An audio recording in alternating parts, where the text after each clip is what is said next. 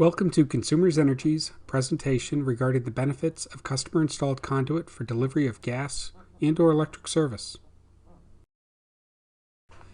Good day, my name is Al, and I work at Consumers Energy. This presentation discusses the advantages of owner-installed conduit and shares some lessons learned over the years related to site preparedness. Owner-installed conduit means that you or a contractor installs the conduit needed for Consumers Energy to run gas or electric service to your home or building before CE crews arrive on site. To deliver gas or electric service to your property, Consumers Energy can bury the electric wires or gas lines directly or run them through plastic tubing called conduit. You have two options for installed conduit required to transport service from an origination point to the home or buildings on your property. Options include a contractor, or if you qualify to do so, you can install conduit yourself. Consumers Energy does not install conduit unless boring under a road or a sidewalk is required. Installing your own conduit or working with a contractor does have numerous benefits.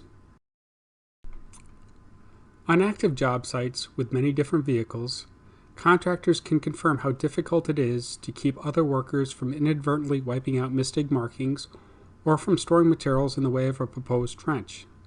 If something has disturbed staking, we cannot conduct our work as safely as possible. Very literally, we cannot excavate a site, which means we cannot install a gas service or an underground electrical service without Misdig staking. This also includes setting a new pole for an overhead service. This is when customer-installed conduit becomes a valuable benefit. If you or your contractor dig a trench, install the proper size and type of conduit at the correct depth, our crews can arrive at your site and avoid unnecessary delays caused by destroyed or missing Misdig flags. If you wish to install conduit, discuss this option with your project coordinator during the design phase. The trench must be dug and the conduit installed before the job is released for scheduling. Ultimately, conduit can save you money, especially during the winter months when Consumers Energy's fees for trenching increase. Before installing conduit yourself, you must call Misdig to have underground utilities staked and flagged. Misdig comes to your home directly before digging is scheduled to mark where underground facilities are located. This helps guide where to dig safely. Having valid Misdig staking in place, therefore, is exceptionally important whether you install the conduit yourself or work with a contractor. Misdig is a free utility safety notification system that notifies public utility providers, gas, electric, cable, drains, and so on, to mark the route of utility lines. These flags and knowing where underground facilities are located help you complete your digging project safely. Properly installed conduit allows our crews to pull the wire or gas pipe through the installed conduit without needing to hand dig a trench or dig the trench with machinery when we arrive to install your service. Installing your own conduit can also prevent site failures, such as having materials in the trench path. Accomplishing these goals only occurs, however, if the conduit is installed correctly. To assist you, we have prepared detailed specification sheets, one for gas service and one for electric service, which are available from your project coordinator. The next several slides share the major points to consider for installing your own conduit. Before installing conduit, you must know the route. To get started, review the current and planned site conditions with your project coordinator or technician. For example, a service line cannot be run through septic fields, marshlands, or hazardous areas. Your designer will advise you on a viable pathway. The conduit must also be installed from the power source, such as the pole, transformer, secondary pedestal, or gas source, to the meter at the house. The conduit should begin 3 to 4 feet from the power source. On the meter side, install the conduit with a curved sweep up to the riser with a frost sleeve or slip sleeve at the riser on the house. The end of the trench should be backfilled.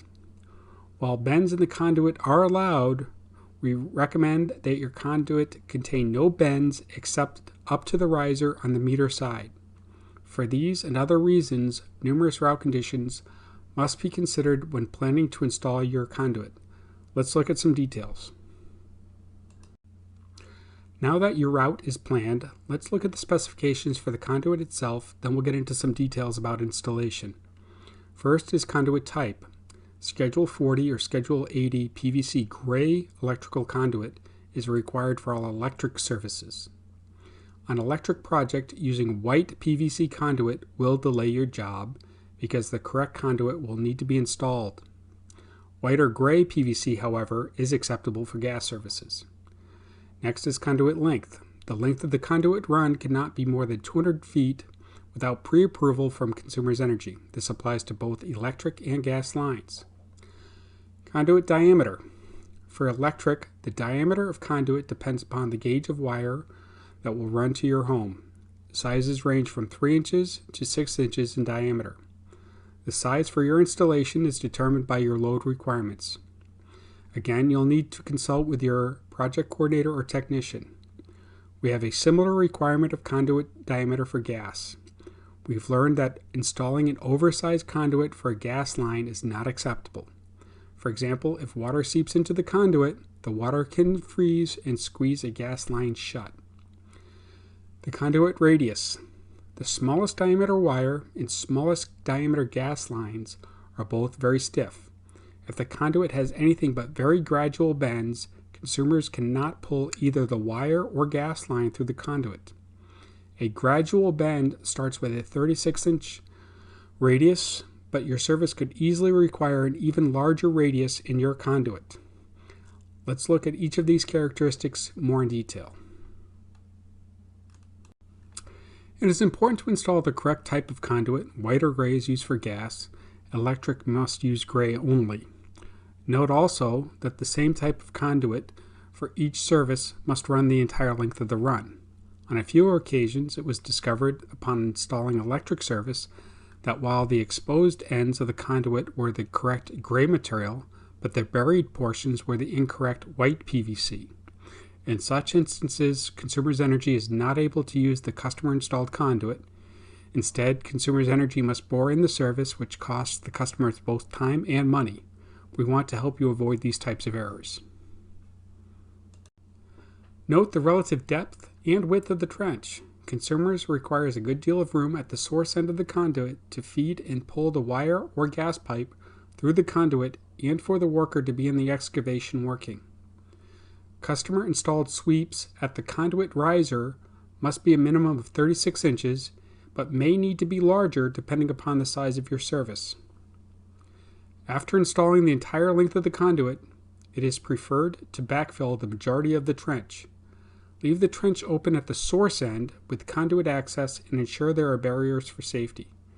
When the electric or gas crew arrives, they will complete the work in this trench and finish the service installation. Per code, the depth at which conduit is buried has both a minimum and a maximum and is measured from the final grade to the top of the conduit. For electric primary spans, 30 inches minimum to 48 inches maximum. Electric secondary spans, 24 inches minimum to 48 inches maximum. The requirements for gas service are similar and must be installed at a minimum of 24 inches deep. Note as well that gas and electric conduit can be installed jointly. In this case, there must be at least 12 inches separating the two conduits, either vertically or horizontally. This measurement is taken from the closest sides of the two conduits. All permanent joints must be glued so that they are airtight and watertight. An exception is the cap at each end of the conduit. These are not considered permanent joints. Join the lengths of conduit by connecting the smooth ends of one piece into the hub socket of another piece. One of the final steps of installing conduit is to run a string from one end to the other through the conduit. Consumers Energy will use this string to bring through a rope, then use the rope to bring through the cable. The cable will bring the gas, pipe, or electric line through the conduit. As knots can hang up at joints, the string must be continuous and untangled. The cord must also be strong enough to pull up to 200 feet of rope, therefore light-duty twine will not work. We have found that paracord works exceptionally well. The cord must be secured at ground level on the source side. We recommend driving a stake into the ground and tying the cord securely to the stake. When finished, seal the conduit at both ends. To do so, drill a 1/4-inch hole through the caps, run the cord through the holes, and place a piece of duct tape over the hole if you wish. Do not glue the caps in place. With conduit installed, we've passed a big hurdle along our journey to deliver service to your home.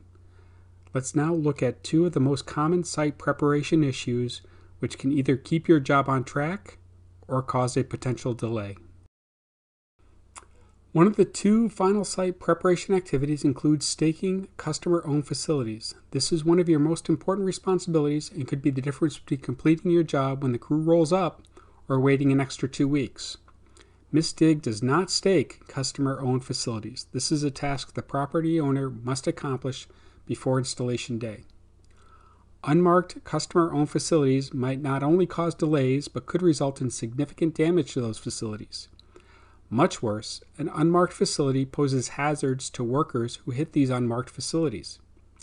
You're responsible for any damage that occurs due to unmarked facilities. This typically happens when service is going to a new outbuilding such as a pole barn, but could occur in other situations. Some examples of customer-owned facilities include septic systems and drain tiles, sprinkler systems, electric fences such as invisible dog fences, landscape lighting, services to outbuildings that perhaps have been extended from the main home, other electrical systems such as power to a charging station, pool, or hot tub. This list is not exhaustive. Your property may have other facilities that require staking. A second common issue consumers encounter is finding building materials or equipment such as a dumpster on top of the proposed route. Shown here are trusses in the marked path of a proposed gas trench. This is more common in lakefront neighborhoods or where smaller lots are common. Both situations impede our ability to deliver gas or electricity to your home. Finally, the site must be within 3 inches of final grade, meaning no additional dirt except some topsoil and sod will be added to the surface. Our goal is to complete the job when we show up. When obstacles are encountered, we are unable to complete your job. Waiting for the condition to be corrected is not possible as the delay impacts the next customer's job. For all these reasons and more, installing your conduit on your own offers many benefits. Thank you for watching this presentation regarding customer-installed conduit. To learn more, please contact your project coordinator or technician.